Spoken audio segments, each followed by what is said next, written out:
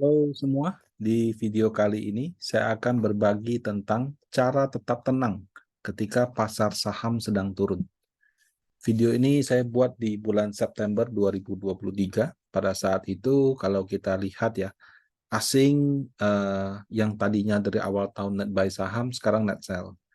Inflasi makin hari makin tinggi, yang tadinya turun-turun terus sekarang naik. Udah gitu pada saat yang sama harga beras naik, harga minyak juga naik. Eh, Bank Sentral Amerika juga yang tadinya dikira sudah mulai akan menurunkan suku bunga, malah kasih kode-kode mau naikin bunga satu kali lagi. IHSG susah sekali menembus 7.000. Kalaupun tembus, kayaknya jatuh, tembus jatuh gitu. Nah, dalam situasi seperti ini, menurut saya diversifikasi adalah salah satu strategi agar investor bisa tetap tenang dalam kondisi yang penuh dengan ketidakpastian. Untuk bisa menjelaskan diversifikasi, saya langsung dengan studi kasus saja. Karena kan kalau kita tahu, diversifikasi itu berarti dibagi-bagi. Memang kalau dibagi-bagi bisa tetap tenang, gimana caranya, Pak? Nah, studi kasusnya begini. Jadi kalau saya ambil dari website Panin Asset Management, pada tanggal 11 September 2023, IHSG satu bulannya plus 1,21%, LQ sama IDX 30 minus. Jarang-jarang kan? ISSI, Indeks Saham Syariah plus 3,64%, kemudian Sri Kahati ya, Sri Kahati juga mungkin satu dengan LQ dan IDX 30 juga minus. Malah yang di luar negeri, tax adjusted 500, S&P 500 Syariah plus 1,3. Jadi indeksnya plus, saham blue chipnya minus, kemudian saham syariahnya plusnya banyak gitu. Nah, kalau IHSG naik, tapi LQ dan IDX 30 turun, biasanya ya, nggak selalu sih, biasanya itu karena saham IPO gitu ya, dan atau second liner lagi rally yang bobotnya kecil dalam indeks, tapi kalau dikumpulin banyak kan lumayan juga, dan biasanya MI tidak punya. Jadi kalau misalnya dalam situasi IHSG naik, tapi LQ dan IDX 30 Serikati juga turun, itu umumnya kinerja daripada manajer investasi biasanya lebih mendekati ADX 30 LQ 45 daripada IHSG. Nah, kalau kita lihat ISSI juga naik banyak gitu. ISSI kan naiknya sampai dengan 3,64, maaf ya, bukan 2,64, 3,64, di mana LQ45 IDX 30 dengan IHSG bedanya itu di perbankan. ISSI nggak ada perbankan. LQ45 IDX 30 bobot banknya sangat berat seperti itu. Nah, kemudian S&P 500 tadi kan juga naik, tapi S&P 500 dengan saham luar negeri ya, jadi nggak ada kaitannya sama Indonesia. Nah, dengan kinerja IHSG naik, LQADX 30 turun, kinerja reksadana Panin selama 1 bulan seperti apa? Saya bagi jadi beberapa kategori. Yang pertama, kategori reksadana saham aktif.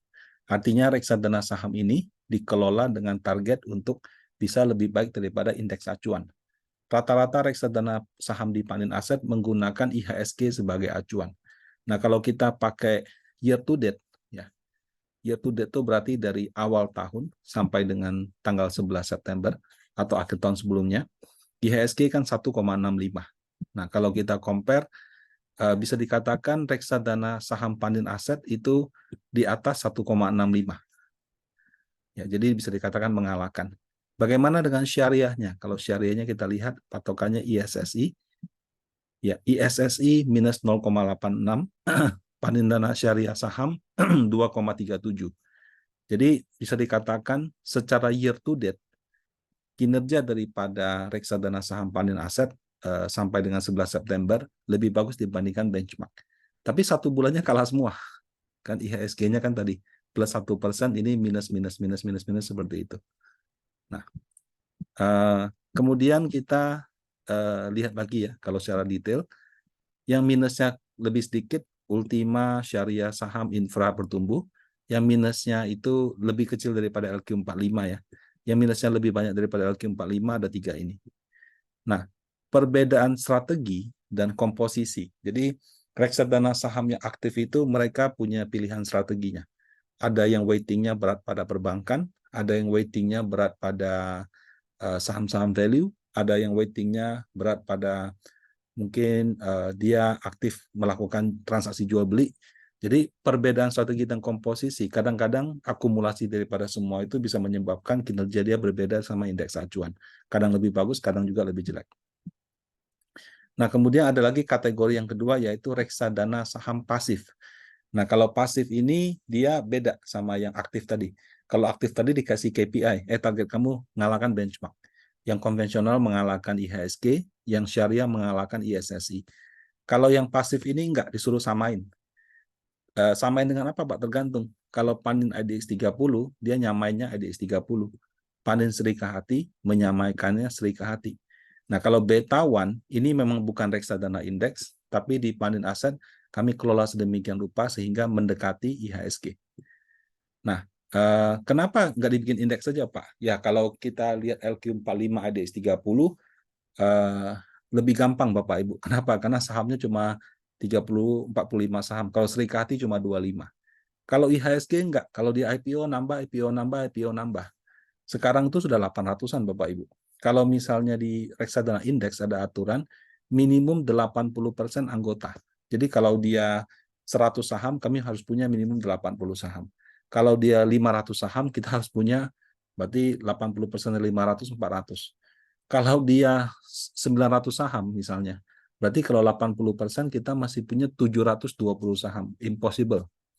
Tidak mungkin ada, bukan impossible, lebih tepatnya kalau ada reksadana saham, sampai beli 720 saham, dia bikin kertas kerjanya itu mungkin juga sudah 1 bulan nggak selesai.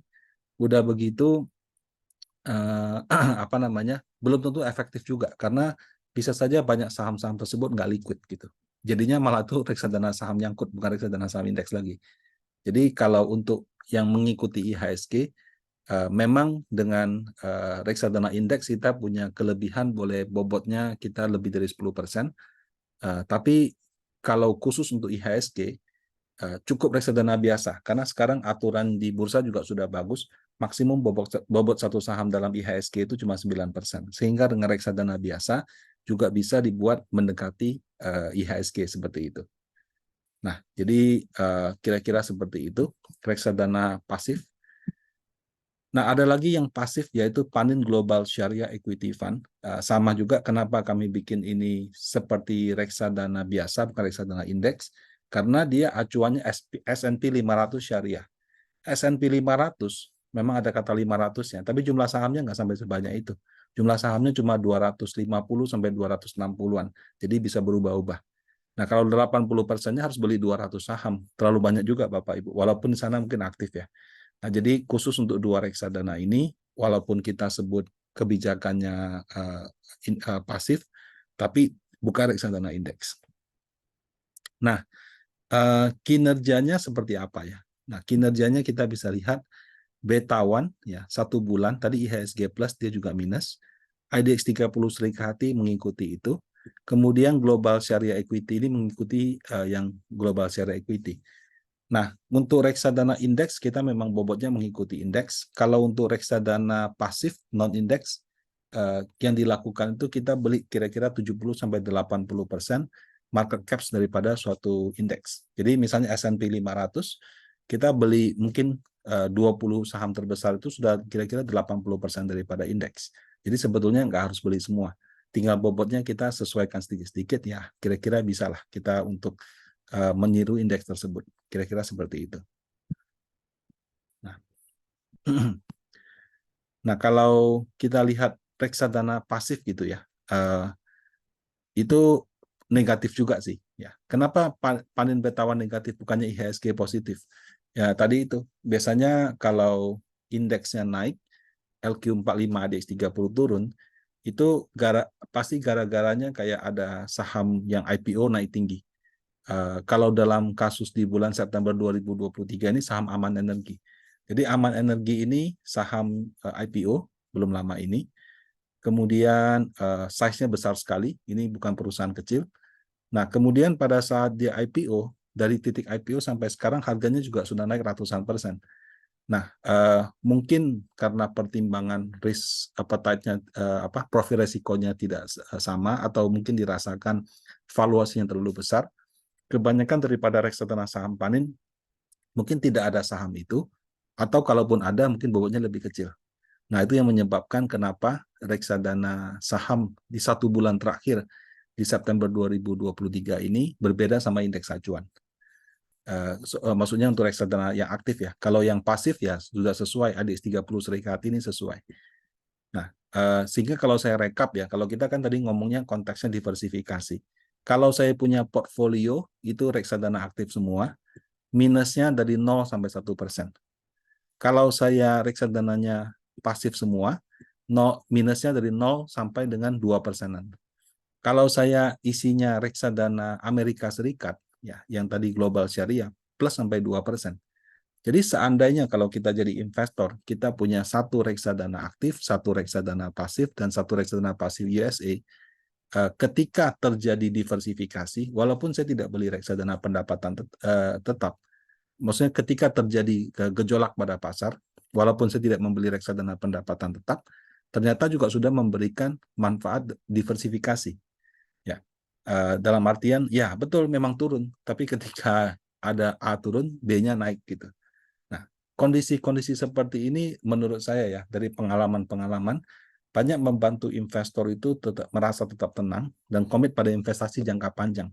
Karena yang paling tidak suka itu adalah minus semua. Kalau minus semua, buka portfolio sudah malas gitu.